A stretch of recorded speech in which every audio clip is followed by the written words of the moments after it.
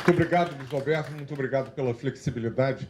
Na verdade, a minha longevidade agora estava dependendo da flexibilidade de vocês, de me trazer antes do debate, porque eu tenho que estar em São Paulo obrigatoriamente às 2 horas, então eu tenho que sair correndo. E o que eu vou falar para vocês é um tema que o Pedro Paulo já tocou, o Luiz Alberto também, essa questão toda da longevidade, isso é absolutamente fundamental para o futuro. Mas como eu não conheço muito esse grupo, eu gostaria de começar falando da revolução da longevidade, pedindo que vocês fechassem os olhos. Podem fechar, confiem em mim, e pensem na idade em que vocês acham que vão morrer.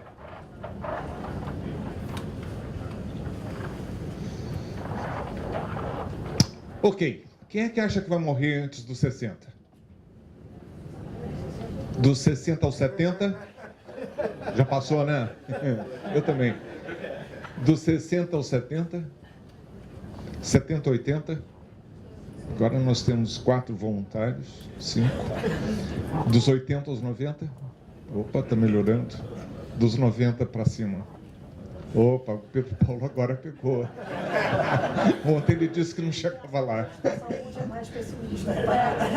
Não é pessimismo nem otimismo, esse é realismo. Num grupo como esse, num grupo socioeconômico como esse, altamente diferenciado, alto, com poder aquisitivo e, sobretudo, um nível educacional alto, essa é a realidade.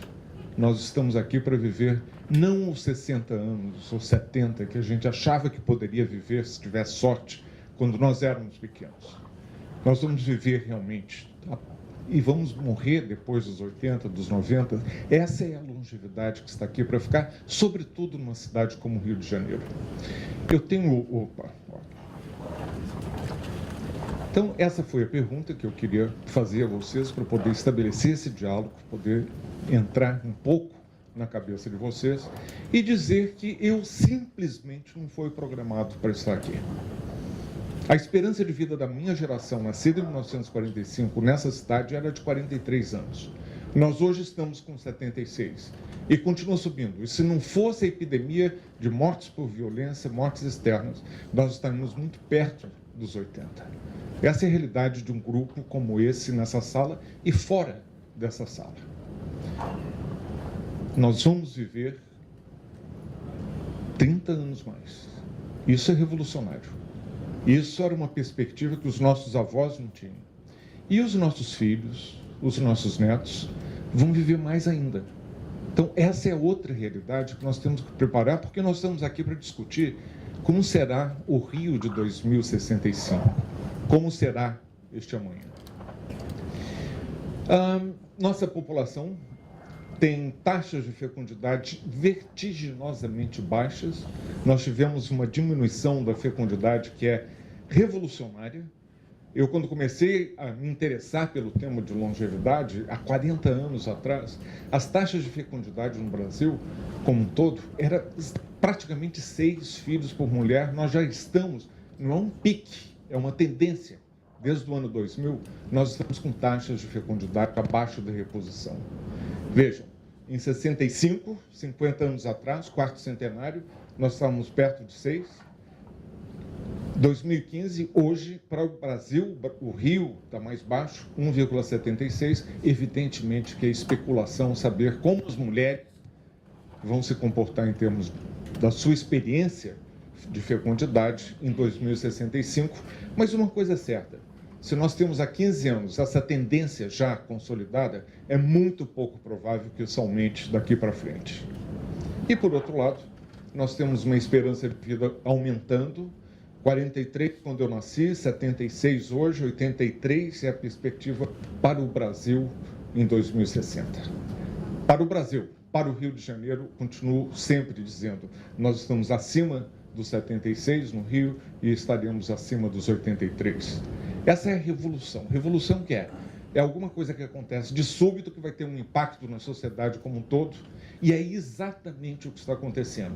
Essa é a revolução que talvez seja a característica mais importante, com mais impacto em todas as sociedades daqui para frente, vai caracterizar o século XXI. E vocês podem me perguntar, e daí?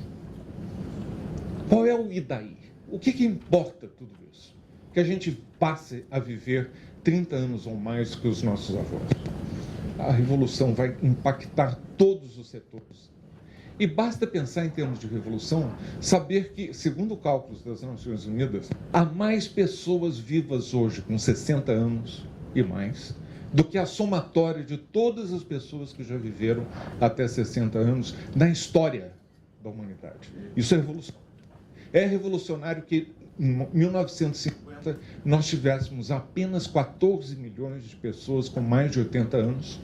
Em 1950 eu já era uma criança, já era nascido, outros de vocês aqui também. Em 2050, 100 anos depois, serão 379 milhões. É um aumento de 28 vezes. A população como um todo, no mundo, vai aumentar menos de 4 vezes. Todo mundo fala disso, do boom. Como é que a gente vai suportar tantas pessoas mais nesse planeta? Todas as implicações disso. Mas pensem, são menos de 4 vezes. A população muito idosa de 80 anos e mais vai aumentar 28 vezes. Isso é revolucionário. Nós temos esse quadro do envelhecimento no mundo. Nós sabemos que esses 6 bilhões vão passar a ser 9 em 2050, a população como um todo. Como já se disse, todo esse aumento será em países de desenvolvimento. Aqui que a ação vai se dar, mas vejam, a população de mais de 60 anos passa de 6 milhões em 2000 para 2 bilhões, o que será um aumento de 350%, não esse aumento de 50% como a população como um todo. E outro aspecto que é importante a gente refletir. Com a revolução da longevidade, a vida vai deixando de ser uma corrida de 100 metros. Você juntava todo o gás para chegar até o fim. A vida vai ser muito mais como uma maratona. E todo mundo sabe aqui que se você quiser se preparar para uma maratona, você vai ter que ter estratégias, você vai ter que treinar, você tem que saber como é que você vai chegar bem ao fim dessa maratona. Maratona, óbvio, que as implicações para o nosso Rio Olímpico são imensas. Imensas e na população brasileira igual. Em 2015, nós temos 24 milhões de pessoas idosas, cerca de 12%. Em 65, nesse ano mágico do 5º centenário, serão 78 milhões. Veja a diferença. Nós vamos passar de 12% para 34%. No Brasil como um todo, no Rio, vai ser maior.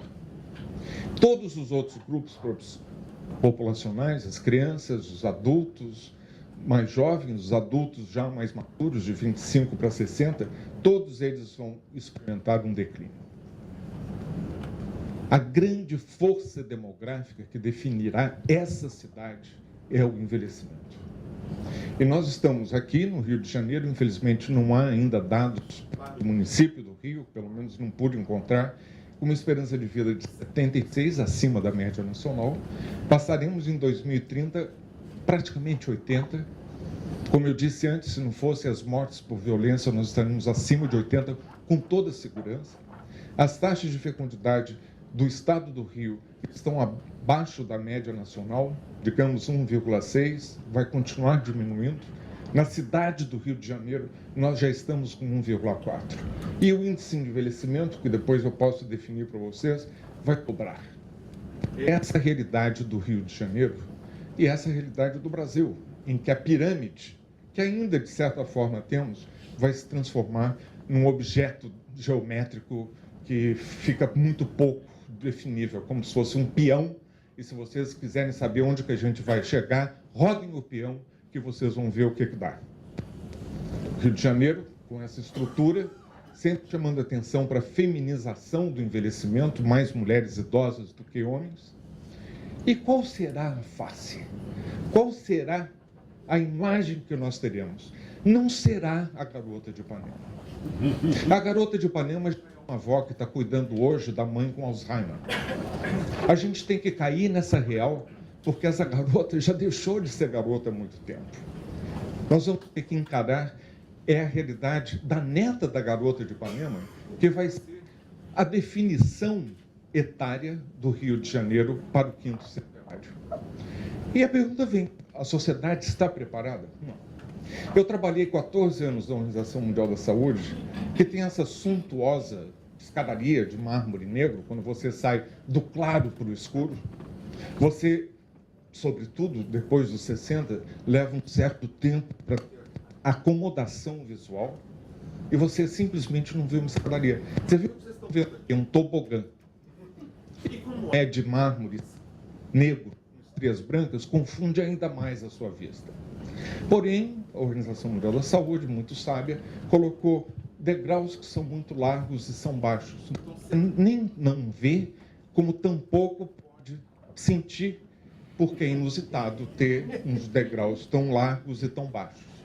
Mas a Organização Mundial da Saúde te dá duas opções. Você pode cair para a esquerda e dar com a cabeça no painel de vidro, ou para a direita, num jardim de cactos. Essa é a Organização Mundial da Saúde.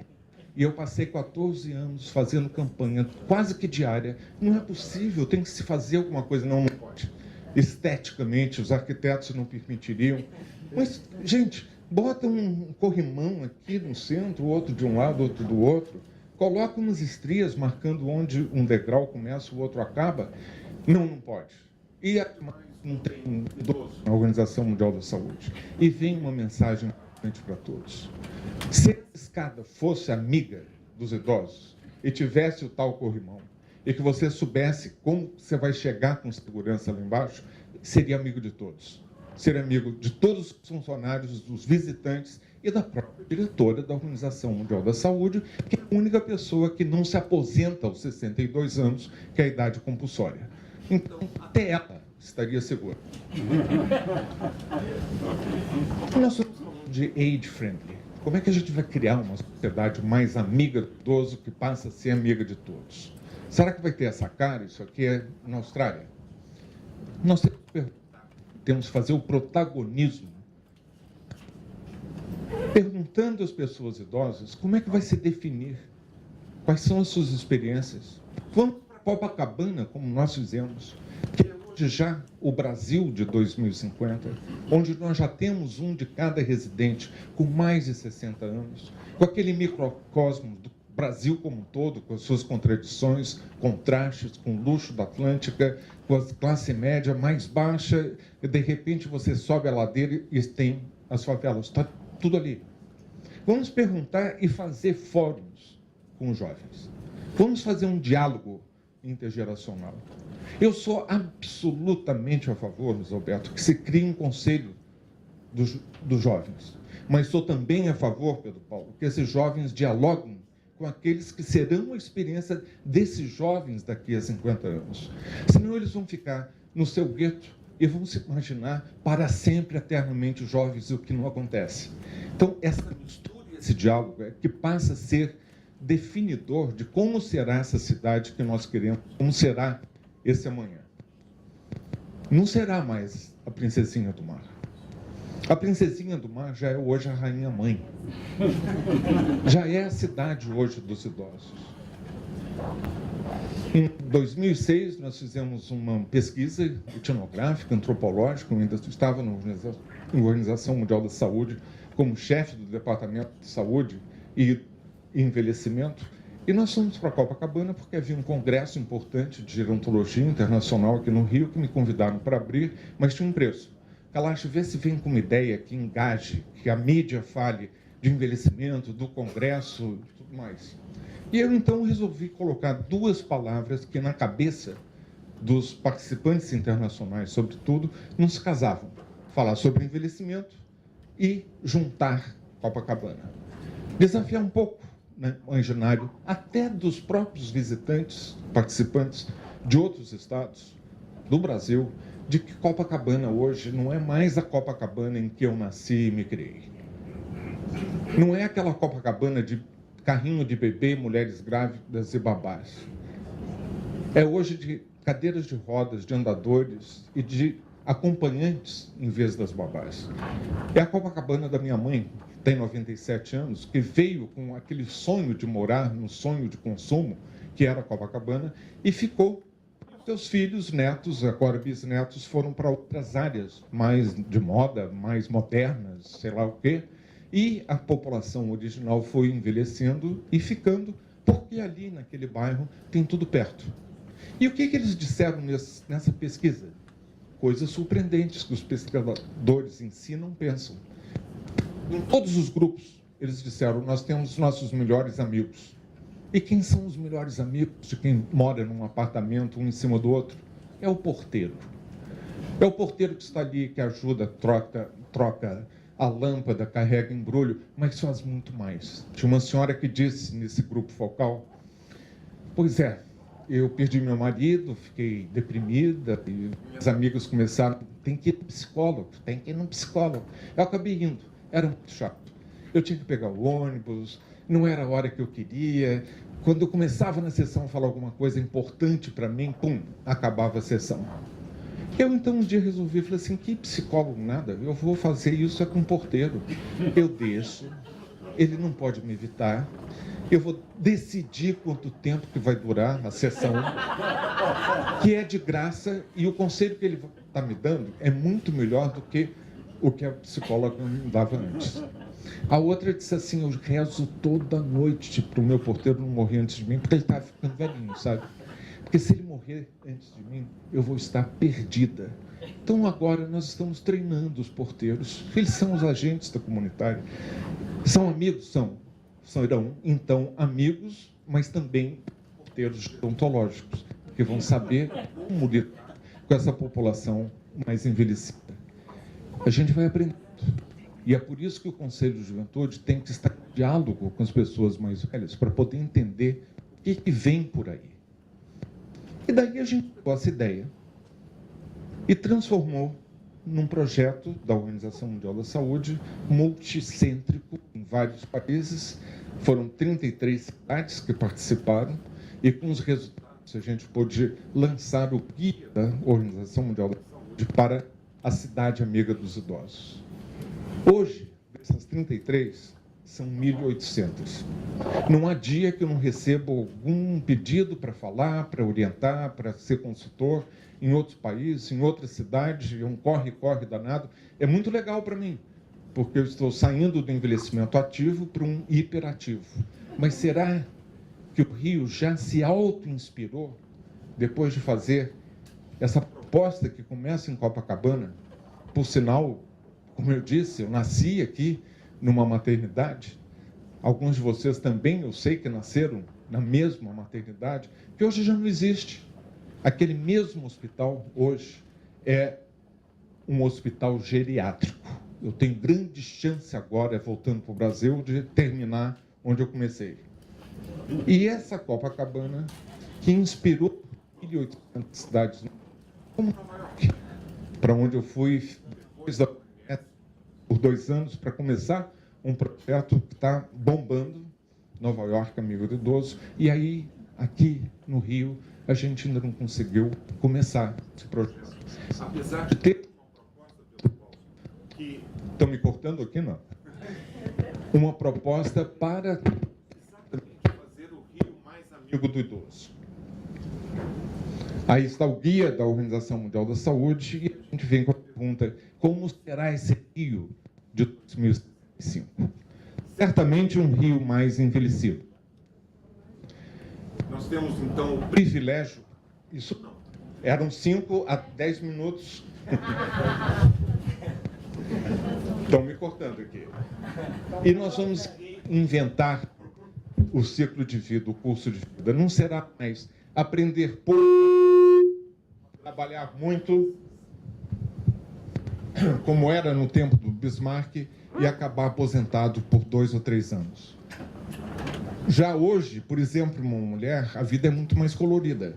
A gente aprende mais, começa a trabalhar, vai cuidando dos filhos, vai cuidando dos pais, o homem participa muito pouco do cuidado e termina, de novo, aposentando, só que não são por 2, 3 anos, serão por 30. Vamos ser mais inovativos, começar com essa cidade, fazer uma vida ainda muito mais colorida, em que a gente aprende, começa a trabalhar, trabalha tempo integral, vai ter tempo e apoio, suporte para poder cuidar dos filhos, é isso que é preciso num mundo em que 85 dos países têm taxas de fecundidade abaixo da reposição. Tira um ano sabático aos 45 anos, você está começando a segunda metade da sua vida, você não está chegando perto do fim.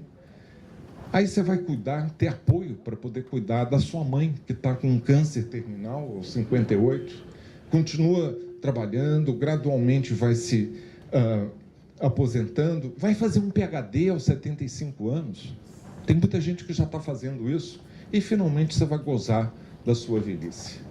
Facilitando, Pedro Paulo, através do top-down, é também de cima para baixo, ouvindo o que os idosos estão nos dizendo sobre a experiência do viver longamente, mas também ter a facilitação para que os 4 capitais que a gente precisa segurar para ter qualidade de vida, o vital para a saúde, o conhecimento, sem conhecimento a gente roda, vai ficar redundante muito cedo, o social, juntar esse capital social, mas também, claro, o financeiro.